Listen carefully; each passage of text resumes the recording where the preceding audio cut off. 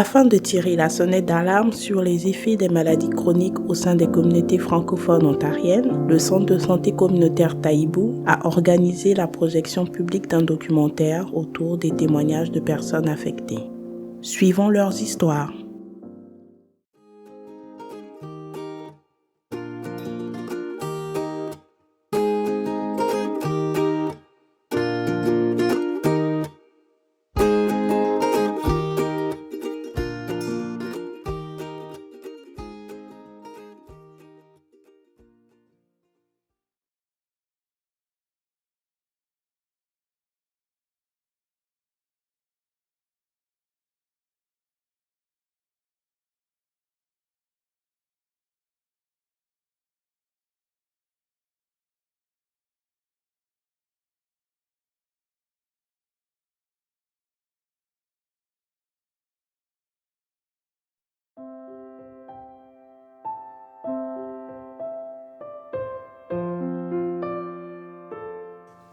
On attend diabète, mais on ne sait pas ce que c'est jusqu'à ce qu'un jour on t'annonce que tu en as un. Là, tu paniques. En tout cas, moi, j'ai paniqué. Et là, on te parle du nouveau vocabulaire, tel que la glycémie, le glucomètre. Et ton mode de vie change. Et tu dois prendre des insulines chaque jour. Moi, je prends 4 insulines par jour. Moi, j'ai un diabète de type 1. En fait, c'est bizarre, mais les symptômes de diabète ressemblent beaucoup à celui de l'hypertension artérielle. Parce que quand ça a commencé, là, avec mes petites recherches, là, je pensais que c'était l'hypertension artérielle. Et comme je suis dans le milieu de la santé, je ne suis pas médecin, mais je suis juste un technicien de laboratoire médical. Je fais ce qu'il ne fallait pas faire. J'avoue, c'est de l'automédication. Mais tout ça commence à commencer là, parce que je ne savais pas que j'avais le diabète. Donc un jour, je partais au travail et je me sentais un peu essoufflé. J'ai commencé à ressentir des vertiges. C'est à partir de ce moment que j'ai commencé à faire attention à moi-même. Je me suis dit, oh, qu'est-ce qui se passe là? Qu'est-ce que j'ai? Et j'ai constaté que la nuit, je pouvais boire beaucoup d'eau. Je me réveille pour boire beaucoup d'eau. J'ai trouvé que ce n'était pas normal. Et mes frères, ma femme, les amis m'ont dit que Joe, mon frère, on dirait que tu commences à maigrir. Donc, je n'étais pas malade. Je ne peux pas maigrir sans... Je ne suis pas malade. Je ne me sentais pas malade, donc je ne peux pas remarquer que je maigrissais. C'est là qu'il dit, je vais aller consulter mon médecin. Il m'a fait beaucoup de tests, plusieurs tests, et c'est là qu'il m'a annoncé que j'ai le diabète. Tout de suite, j'ai pensé, est-ce que c'est ce que je mangeais qui m'a donné ça? J'ai pensé au jour où on était à une cérémonie et j'ai demandé du thé avec 5 sucres. Là, la jeune dame qui m'a servi m'a dit en souriant, pensez-vous au diabète, monsieur? 5 sucres, c'est trop. J'ai pensé au fond de moi-même, mêle-toi de ce qui te regarde. Mais j'ai souri et j'ai pris mon thé et mes sucres et je me suis éloigné. Ce sont donc ces premières choses auxquelles j'ai pensé. Je voulais comprendre mon état et une amie m'a invité à une activité qui est organisée par un centre de santé communautaire. C'est au cours de cette activité que j'ai appris beaucoup de choses que je ne savais pas. J'ai compris que ce qui est important de savoir, c'est qu'il y a plusieurs types de diabète. Et même si le sucre peut contribuer au diabète, le sucre n'est pas forcément égal au diabète. Il y a beaucoup de types de diabète en fait. Le gros truc avec le diabète, c'est qu'il peut toucher tout le monde. Les enfants, les adultes, les aînés. Moi, j'ai le diabète de type 1. Mais certains peuvent avoir le diabète de type 2 par exemple. Je ne vais pas rentrer dans tous ces détails-là. Je le connais mieux maintenant aujourd'hui. Alors qu'il y a quelques mois, pour moi, diabète égale à diabète et à sucre. Il faut prendre ça au sérieux. C'est une maladie qui ne se guérit pas.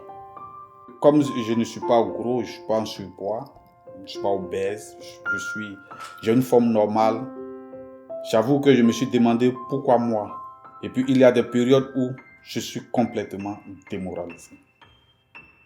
Parce que là, il faut toujours prendre des médicaments. Parce que quand tu as le diabète de type 1, il faut toujours prendre des médicaments, prendre de l'insuline. Comme je le disais tantôt, je prends 4 insulines par jour.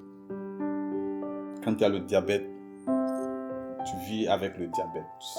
Et tout ce que tu manges, tu dois contrôler ta nourriture, tu dois contrôler tous tes gestes, tout ça. Tu dois tout contrôler. Parce que le diabète est dans ton corps, tu vis avec ça, on ne guérit pas le diabète. Donc, tout ça, chaque matin, il faut toujours surveiller sa glycémie parce que c'est très important. Il faut surveiller sa glycémie, comme il le disait. Surveiller tout ce qu'on mange, faire attention à tellement de choses. C'est vraiment fatigant.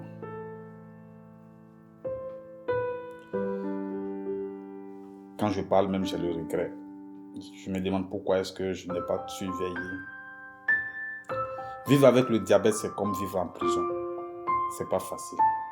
Donc c'est très important de consulter son médecin par rapport au diabète une fois au moins par an pour vérifier si on n'a pas le diabète. Moi, je dis toujours à mes amis, à tous ceux à qui je parle, tous ceux à qui je parle toujours du diabète avec eux, je leur demande d'aller à l'hôpital une fois par an pour faire la vérification.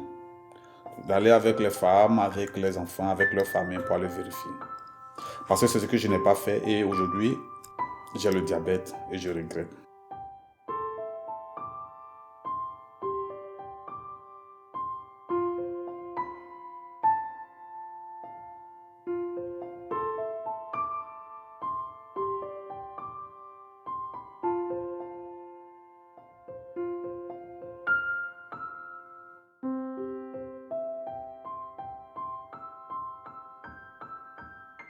Pour la diabète, je connais une personne qui a souffert de la diabète, c'est ma grand-mère.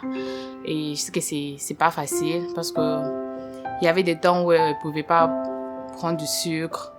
Et parfois même des gâteaux qu'elle aimait, elle pouvait plus manger ça à cause de la diabète.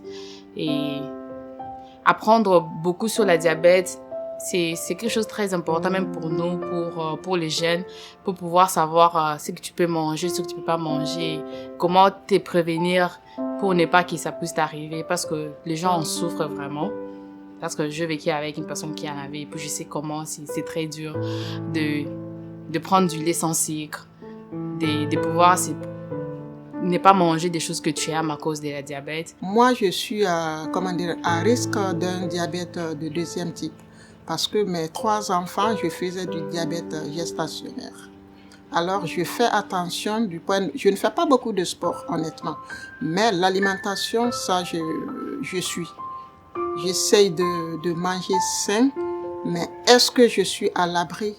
Je ne sais pas. En tout cas, jusqu'à maintenant, les différents tests que je fais, mais malheureusement, c'est une fois par année. Les prises de sang qu'on me fait, c'est une fois par année. Pour le moment, c'est bon. Mais j'ai perdu ma mère. Elle est venue ici, elle a passé 3 années avec moi. Elle allait à l'hôpital, mais on n'a jamais su qu'elle avait le diabète. Moi, quand je tombe enceinte, le médecin me demande est-ce qu'il y a un parent qui a le cancer, qui a le diabète. J'ai dit non, pas connu. Ma maman n'en a jamais. Différents examens, ça s'est jamais, présenté. Elle est morte de diabète, malheureusement. Donc, je me demande, est-ce que c'est les tests qui sont faussés ou c'est le délai d'attente pendant que tu attends pour le second examen? Est-ce que c'est pendant ce temps-là que ça arrive? On ne sait pas. Je dirais que personne n'est à l'abri. Il faut vraiment qu'on prenne des précautions. Certes, on peut ne pas l'avoir. C'est pas parce qu'un des parents a eu que toi aussi, forcément tu vas l'avoir. Ça peut sauter d'une génération à l'autre. On va croiser les doigts. Je suis un nouvel arrivant ici au Canada. Mais je suis bénévole au niveau du centre communautaire Taïbou qui travaille pour la communauté. Aujourd'hui, j'ai eu l'immense plaisir d'assister à cette activité qui parle beaucoup plus sur les maladies chroniques. Cette maladie qui existe dans la communauté où tout le monde le vit quotidiennement, mais on n'en parle pas assez. Aujourd'hui, nous avons suivi avec beaucoup d'intérêt, beaucoup d'attention les documentaires en question qui avaient parlé sur la diabète, le cancer de sein, le cancer de l'utérus, le cancer de prostate, donc toutes les maladies qui sont chroniques, qui existent, mais on n'en parle pas trop. Moi, personnellement, ça m'a touché parce que j'ai des membres de ma famille qui ont été touchés par cette maladie, des membres proches avec lesquels j'ai eu beaucoup plus de connexions, beaucoup plus de partage. Donc, c'est des choses qui existent. C'est des choses qui existent où il faut en parler pour trouver vraiment des solutions. Il faut en parler pour essayer de les éviter, de les prévenir dans la communauté. Donc, il n'y a pas une maladie tabou. Il n'y a pas une maladie tabou. On reste insensible, on reste indifférent. C'est banal jusqu'à ce que ça nous touche, jusqu'à ce que ça touche un membre de notre famille. Par exemple, le diabète, ça a touché mon oncle maternel direct, qui, avec le temps, lui a causé ce qu'on appelle une insuffisance rénale. Donc, il était obligé d'aller ailleurs pour pouvoir trouver une solution pour ça. Et le cancer de sein, ça a touché ma cousine. On l'avait diagnostiqué, mais c'était déjà trop tard. Donc, comme on l'a dit généralement, la vie c'est entre les mains de Dieu, mais si on l'avait pu diagnostiquer très tôt, on va trouver une solution. Et lorsqu'on l'avait déjà diagnostiqué, ça a été vraiment dans une stade avancée. Et le médecin a été trop clair, il a dit que non, c'est bon, c'est comme ça, elle a perdu la vie. Donc, d'après les témoignages, tout ce que je voudrais dire, c'est quoi? C'est qu'il faut en parler, qu'il faut essayer d'en parler à son entourage, d'éveiller les mentalités, d'éveiller les consciences. Il n'y a pas une maladie tabou. Sauf les personnes qui souffrent intérieurement, connaissent vraiment les réalités même de cette maladie. Il y a des gens qui le vivent quotidiennement avec eux, mais ils ont peur de parler à la société. Malgré les charges qu'ils ont, les souffrances qu'ils en subissent dans leur corps, il y a cette souffrance psychologique qui est là. Les rejets même de la société, les regards un peu frustrants ou bien agaçants même de la société. Essayons d'encourager, essayons de donner une force à ces personnes. Essayons de les accompagner psychologiquement. Comme on le dit, faisons notre part de colibri comme Taïbou le fait. Il y a une famille qui ont aussi subi ce genre de maladies, telles que la diabète. Et puis, ces maladies est mal vues par certains, et voire même certaines personnes pensent que c'est contagieux. Alors, ça pousse aux personnes touchées de s'isoler. Et donc, en venant voir ces documentaires, j'ai appris beaucoup de choses. Je pense que la meilleure chose que nous devons faire, c'est de sensibiliser les gens, d'accepter ce genre de maladies dans la société, de ne pas ignorer ces gens touchés. Je pense que c'est l'essentiel. Ce que j'ai beaucoup appris du diabète, c'est que quand mon père a été diagnostiqué, toute la famille a fait partie de la maladie. Je me rappelle, j'ai appris à donner tout le monde, on était une grande famille, on nous a appris à donner l'injection à mon père. Et je trouve que souvent on oublie d'intégrer les membres de la famille dans la maladie. Et quand les enfants surtout apprennent très tôt à apprendre c'est quoi la maladie, ils font partie c'est des alliés et surtout du soutien. Et je me dis, c'est un précédent qui est dans la famille. Chaque fois que je complète les formulaires de maladie, je n'oublie jamais qu'il y a eu le diabète. Parce que plus tard, ma grand-mère a aussi eu le diabète. Et on était tellement contents de lui montrer qu'on peut aussi faire partie de son traitement parce qu'on l'injectait aussi. Et je pense que ça, c'est allé aussi me chercher quand la personne qui me disait a parlé du soutien. On aborde le problème un petit peu de façon conjoncturelle, mais je crois que là, il faut aller du côté de la prévention. Parce que ce que je constate, d'après ce que j'ai lu et j'ai entendu, le problème touche maintenant, ce problème, les maladies de diabète, le cancer et autres, pour citer que cela, et ces maladies-là touchent aussi les vieillards autant que les jeunes. Donc, si les efforts sont concentrés simplement aux vieillards et on oublie les jeunes, vous pouvez imaginer ce qui pourrait arriver. Et quand la jeunesse des pays est attaquée, vous savez ce que ça veut dire. Donc moi, ce que je pourrais proposer, c'est d'aller au niveau des écoles et d'établir des programmes de sensibilisation afin que les jeunes puissent toucher par ces problèmes et capables de changer leur comportement. Parce que là, il faut voir aussi le problème comme un problème de comportement et la façon dont on consomme. Parce que les nutritionnistes disent bien, et les médecins, notre santé se trouve dans notre assiette, dans ce que nous mangeons, nous consommons. Donc, je crois que les messages qu'il faut lancer en termes de prévention, c'est d'aller surtout du côté des jeunes et de les porter à changer de comportement dans leur consommation. C'est important de voir le contexte dans lequel la personne qui est diagnostiquée ou malade vit. On a écouté aussi parler des personnes qui n'ont même pas un logis ou alors qui ont justement une situation précaire en lien avec leur habitation, leur lieu d'habitation. Donc ça, c'est important de considérer ça. Lorsqu'on vit dans les conditions acceptables, on sait où on va dormir, on sait ce qu'on va manger, on a moins de préoccupations par rapport à ce que les nôtres vont manger, comment ils vont se soigner, etc.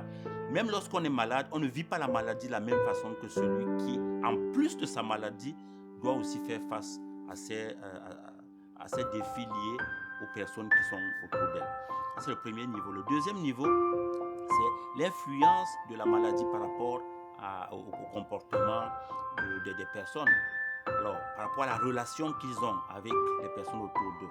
C'est important aussi pour nous de penser à voir comment on peut travailler sur le type de rapport que la personne malade peut avoir avec son entourage. Ça, c'est très important, me semble-t-il, même pour la guérison, même pour le bien-être de la personne qui est malade. Et puis, l'autre aspect, c'est vraiment lié aux valeurs et à la croyance. C'est un point qui apparaissait en filigrane. C'est-à-dire, qu'est-ce qui est vraiment important pour moi? Et surtout au niveau des croyances, qu'est-ce que je crois être? Parce qu'on peut être diagnostiqué, mais si on croit vraiment que sa vie n'est pas finie, malgré la maladie, on continue à vivre. Parce que la vie, c'est un temps qu'on a. Ce temps peut être limité ou pas. Ce qui est le plus important, c'est la qualité de la vie qu'on va mener. Donc, moi, je trouve que c'est important que nous puissions aussi travailler entre nous, avec les personnes qui sont diagnostiquées dans la communauté, sur les valeurs et sur les croyances, pour que les personnes ne pensent plus que dès qu'ils reçoivent un diagnostic, sa vie est finie. Non, sa vie n'est pas finie. La vie continue à avoir un sens, parce que tant que ce n'est pas fini, rien n'est fini, et on peut avoir une qualité de vie bonne malgré la maladie. Et les deux autres aspects sur lesquels je voudrais aussi insister, c'est la question de l'identité. C'est-à-dire, est-ce que je deviens un malade ou je suis quelqu'un qui a une maladie? Parce que c'est pas la même chose. Si quelqu'un a une maladie et il se considère comme étant malade, alors là, il s'identifie à la maladie et très rapidement, il va baisser les bras. Alors qu'il peut dire, je suis quelqu'un qui a une maladie, mais pas un malade. Je ne suis pas quelqu'un qui... Voilà, donc c'est très important. Je souffre de cancer, mais je n'ai pas le cancer, je ne suis pas le cancer. Je souffre de diabète, je ne suis pas un diabétique. Moi, je n'utiliserai pas le terme diabétique, je dirais, oui, je souffre du diabète, ça veut dire que je souffre, mais je travaille à pouvoir soigner, à pouvoir me soigner, à pouvoir dépasser ça. Et puis le dernier point, c'est vraiment toujours de penser à plus grand que soi. Parce que là, c'est la question de la vision que nous avons de notre être comme être, même avec la maladie. C'est quoi ma vision? Parce que je pense que nous sommes tous venus ici sur cette terre pour quelque chose de très grand, qui transcende même la maladie, qui transcende même la mort. Alors, le documentaire que nous venons de voir est assez impressionnant et impactant aussi. Et puis donc, le message qui s'entrevoit à travers ce documentaire-là, c'est peut-être un message, disons, d'alerte, qui doit interpeller tout le monde, jeunes comme adultes, à faire face à tous ces problèmes de maladies chroniques. Et donc, je vois cela comme une perspective un peu de solution dans le sens de l'intergénérationnel, parce qu'aujourd'hui, les stéréotypes, c'est que peut-être ce sont les personnes âgées qui font face à ces maladies, mais la réalité, c'est que les jeunes aussi doivent se préparer à y faire face, donc à se préparer de façon préventive d'ailleurs.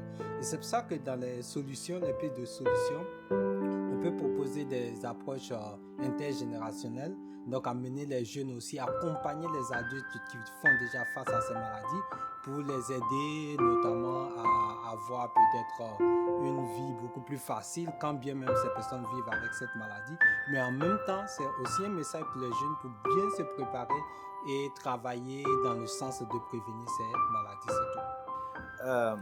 Le message que nous voudrions envoyer à l'égard de la communauté, c'est que il y a des sujets qu'elle en fait vraiment tabou, et nous voudrions que notre communauté, la communauté francophone surtout, puisse sortir de ce carcan-là pour pouvoir vraiment parler des maladies chroniques et aussi de la problématique de santé mentale qui fait vraiment payer un lourd tribut à notre communauté, soit par des suicides, soit des morts à petit feu. Et là, il y a des choses qu'on devrait, par exemple, souvent en parler, parce que si on n'en parle pas, on s'étouffe nous-mêmes et à la longue, ça devient un peu difficile. Imaginez si quelqu'un est dépisté positif au cancer. Donc, si on dit à la personne que vous avez le cancer, vous êtes dans un pays étranger où il n'y a pas toute votre famille, vous allez vivre cette maladie seul, vous allez compatir seul, et vous allez vous brûler seul. Et là, qu'est-ce qui se passe par la suite? Il faudra en parler.